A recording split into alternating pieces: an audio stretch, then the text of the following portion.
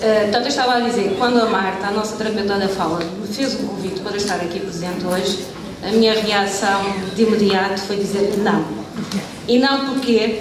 Porque, primeiro, porque eu não estou habituada a ter um público-alvo tão numeroso. Portanto, eu trabalho com alunos surdos, temos turmas pequenininhas, 6, 7 alunos, e isso assustou-me imenso.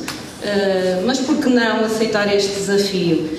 É a mesma coisa, dar uma aula a 6 alunos ou estar aqui perante 100 pessoas, eu acho que a diferença é pouca. Portanto, cá estou e vamos ver como é que as coisas correm.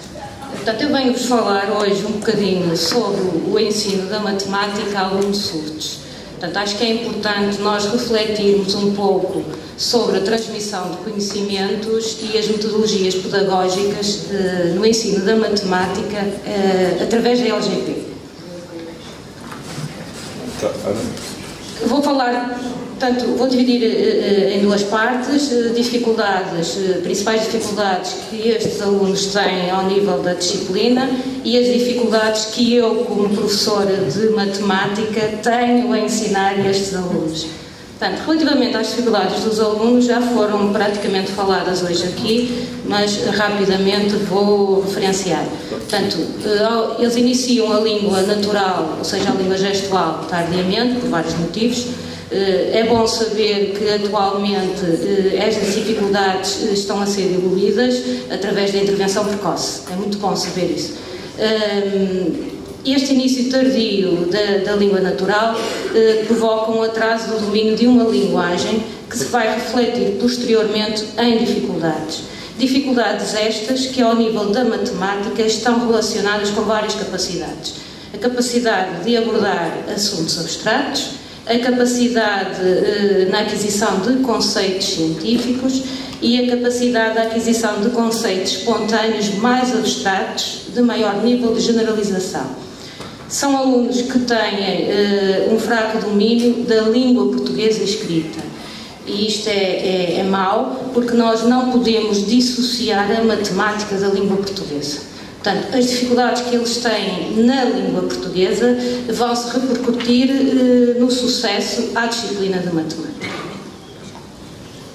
Falando agora um pouco das dificuldades que eu sinto a ensinar alunos surdos, e a primeira dificuldade é o ter que ensinar numa língua diferente. Quando eu digo ter que ensinar numa língua diferente, portanto eu sou ouvinte, a minha língua natural não é a LGP, é claro que eu tenho algumas competências, poucas, em LGP, competências que foram adquiridas ao longo destes anos que tenho trabalhado com os alunos surdos ou através de formações em língua gestual que tenho feito. Mas são competências apenas ao nível da comunicação. Portanto, essas competências não fazem referência a conceitos matemáticos. Sei apenas alguns gestos para números, para figuras geométricas, para as operações básicas e pouco mais. Portanto, eu vou ter que ensinar recorrendo a um valiosíssimo trabalho que é feito pelas intérpretes em sala de aula. É um trabalho, portanto, vou ter que ensinar, mas vou ter que ensinar numa língua sem gestos matemáticos. Portanto, não há em LGP gesto para a maioria dos conceitos matemáticos. O que é que acontece? Em sala de aula eu tenho que recorrer muitas vezes, eu não, intérprete, não é? À datilologia, eu recorro à imagem, à exemplificação, a códigos estabelecidos entre mim, a intérprete e os alunos, à mímica e a uma série de estratégias para que os conceitos sejam compreendidos pelos alunos. Para além disso, os alunos não dominam a escrita, ou seja, não associam através da escrita a palavra ao conceito. Eu trouxe aqui um exemplo muito simples daquilo que faço nas aulas de matemática com os meus alunos. E vocês vão ver quais as dificuldades com que eu me deparo. Portanto, o exemplo é muito simples, é um exercício muito básico, diz quais das seguintes figuras geométricas são polígonos. Portanto, os alunos têm várias figuras, têm que escolher daquelas quais as que são polígonos. Obviamente, primeiro, a A palavra polígono não existe em LGP. Se repararem para a intérprete, ela está a traduzir a fase da teologia, não é? Portanto, não existe em LGP. Portanto, tem que ser explicado muito bem aos alunos este conceito e depois trabalhado de forma a que eles possam associar a palavra escrita ao próprio conceito. Mas as dificuldades não ficam por aqui, porque o conceito de polígono, tal como está aí escrito, diz que é uma figura plana limitada por uma linha poligonal fechada simples. Portanto, só por si isto é complicadíssimo, não é? Portanto, imaginem eu ter que explicar, eu apresentar este conceito assim aos nossos alunos. É óbvio que eles não percebem nadinha, não é? Pronto, então, a priori tem que ser feito todo um trabalho de retaguarda, tem que se descodificar tudo o que está aqui. E é isso que eu apresento aqui, não é? Portanto, é preciso ser explicado aos alunos o que é uma linha poligonal, o que é uma linha poligonal aberta ou fechada e o que é uma linha poligonal simples ou uma linha poligonal não simples. Portanto, começamos por explicar o que é uma linha poligonal e também aqui, ora reparem, linha formada por segmentos de reta consecutivos e não colineares. Também é bom, não é? Portanto, reparem que também estas palavrinhas também são acessíveis aos alunos. Claro que eu vou ter que recorrer, obviamente, à imagem e sempre à imagem, com exemplos e com explicação através da imagem. Portanto, segmentos de reta consecutivos são segmentos de reta em que a extremidade de um coincide com a extremidade do outro. Portanto, ali naquelas figuras são formadas por vários segmentos de reta, quando acaba um, começa o outro. Fácil de explicar. Não colineares significa que não estão sobre a mesma reta, portanto, nenhum daqueles segmentos de reta está sobre a mesma reta. Portanto, isto chama-se uma linha poligonal. Seguir, linha poligonal aberta e fechada, aqui já é mais fácil. Porquê? Porque as palavras aberta e fechada são palavras do vocabulário diário dos alunos. Portanto, eles sabem o que significa ser aberto e fechado. Portanto, aqui não há problemas. Basta olharem para a figura e verem que as figuras da esquerda estão abertas, ou seja, a extremidade da linha, as duas extremidades não estão unidas. Portanto, está aberta. As da direita, as linhas estão unidas. É uma linha poligonal fechada. Avançando, linha poligonal simples e linha poligonal não simples. Também não é muito difícil. Simples significa que os segmentos de reta não se cruzam. Linha poligonal não simples, os segmentos de reta vão se cruzar. Portanto, nas imagens que estão aí mostram exatamente, facilmente eles conseguem identificar o que é simples e o que não é simples. A partir daqui, portanto, eu posso partir então para a explicação do conceito de polígono. E aí sim, o que é que eles vão fazer? Vão juntar estas três condições, não é? E a conjunção destas três condições dá-me então o conceito de polígono. Portanto, figura limitada por uma linha poligonal, já sabem o que é. Fechada, também já sabem, e simples, também já sabem. Então, rapidamente, depois de tudo muito bem explicadinho, eles conseguem olhar para aquelas figurinhas e identificar que realmente as que são polígonos serão, e querem responder ou não. Aprenderam ou não aprenderam? Portanto, a A, a C e a D, não é? Pronto, isto é o que se passa, basicamente, portanto, é um exemplo do que se passa em contexto de sala de aula. É assim que eu funciono, eu tento descodificar sempre as palavras, porque é através daí que podemos aprender matemática. Nunca dissociar a matemática do português.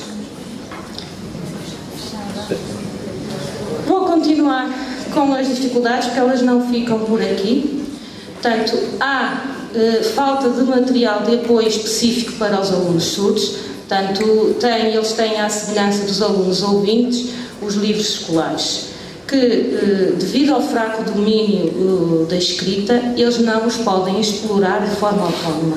Portanto, eles estão completamente dependentes de mim, professora, que o que é que eu faço? Tento tornar mais simples os enunciados dos exercícios que depois serão traduzidos em LGP, sempre que isso seja possível, sempre que a língua o permita. Mais complicações a seguir, a aplicação de um programa de matemática que em nada se distingue do programa a lecionar aos alunos ouvintes. O programa é o mesmo. Há adaptações, mas o programa é o mesmo. E este programa tem que ser lecionado com o mesmo número de horas que é lecionado aos alunos ouvintes. Claro que isto torna complicada esta tarefa. Porquê? Porque este número de horas é insuficiente para comatar as dificuldades comunicativas. Portanto, basicamente resumi aqui todas as dificuldades que eu sinto como professora de alunos surdos. Sinto estas dificuldades desde o início, espero brevemente poder começar a diluir estas dificuldades, mas poder começar a diluí-las como? Portanto, nós, como escola de referência, nós promovemos a educação destes alunos num ambiente bilingue inclusivo, mas para que a matemática seja inclusiva, ela necessita de grandes transformações. Quando eu digo transformações, não são transformações que eu, como professora de matemática, ou mesmo a própria escola de referência, possa fazer. São transformações que devem vir do sistema central. Quando eu digo transformações, são várias. Eu referi aqui algumas, e uma delas é a criação de gestos matemáticos a nível nacional. E porquê é que eu digo isto? Digo isto porque, não havendo gestos para conceitos, para a maioria dos conceitos matemáticos, eu crio com os alunos, entre aspas, gestos e códigos que, por vezes, parecem eficazes ou até são eficazes, mas eu não vou acompanhar estes meninos ao longo de toda a sua vida académica, não é? Não os vou acompanhar. O que é que vai acontecer? Quando eles deixarem de ser meus alunos, eles vão ter outro professor de matemática que, se calhar, até vai criar um outro gesto para o mesmo conceito. Não pode ser. Não é? Tem que solucionar isto. A criação e a divulgação de materiais de apoio específicos a estes alunos é também prioritário. Não é? É importante que eles possam utilizá-los sozinhos, sem dependerem sempre do professor. Portanto, é importante que eles tenham, por exemplo, livros em formato digital, livros em que aparece o gesto, aparece a explicação do conceito em língua gestual e também na língua portuguesa escrita. A criação de um currículo próprio é essencial. Quando eu digo um currículo próprio, não estou a dizer um currículo em que diminui os conteúdos, mas um currículo que respeite os ritmos de ensino e de aprendizagem. Finalmente, importante será também a atribuição do maior número de horas letivas semanais a esta disciplina, exatamente para serem comatadas as dificuldades de comunicação. Eu não tenho mais por vos dizer. Eu, antes de terminar, só quero referir que é difícil ensinar matemática, e todos sabem porquê, porque a matemática é uma disciplina que não é bem vista pela maioria dos alunos, e se calhar alguns dos presentes aqui, enquanto alunos, também tiveram esse sentimento em relação à matemática, mas eu nem vou perguntar isso. Mas é mais difícil ainda ensinar os alunos surdos por todas estas dificuldades que foram referidas. É um desafio diário, mas é um desafio que eu gosto. É um desafio que me faz crescer como professora, como profissional e como pessoa. Estou sensibilizada porque, pela primeira vez, quando fui dar aulas a alunos surdos, é horrível, a pessoa não se entende, não sabe comunicar com eles e é uma coisa desesperante mesmo. Neste momento não. Há laços que são criados. Eu tenho acompanhado os meninos desde o 7º até ao 9º ano e é ótimo. É bom também fazer parte da Erebas, é bom trabalhar diariamente com uma equipa multidisciplinar que caminha toda no mesmo sentido, na promoção do sucesso dos nossos meninos. Mas é melhor ainda saber que, mesmo com estas dificuldades, eu consigo fazer com que alguns alunos comecem a gostar da matemática. Há 15 dias atrás, nós fizemos uma festa de finalistas para os alunos surdos de 9º ano. E um dos meninos disse-me nessa festa: obrigada, professora. E eu termino aqui dizendo-vos obrigada a todos vós por me terem deixado partilhar convosco um pouco do meu trabalho e estas dificuldades que eu sinto. Eu não tenho mais para dizer. Obrigada.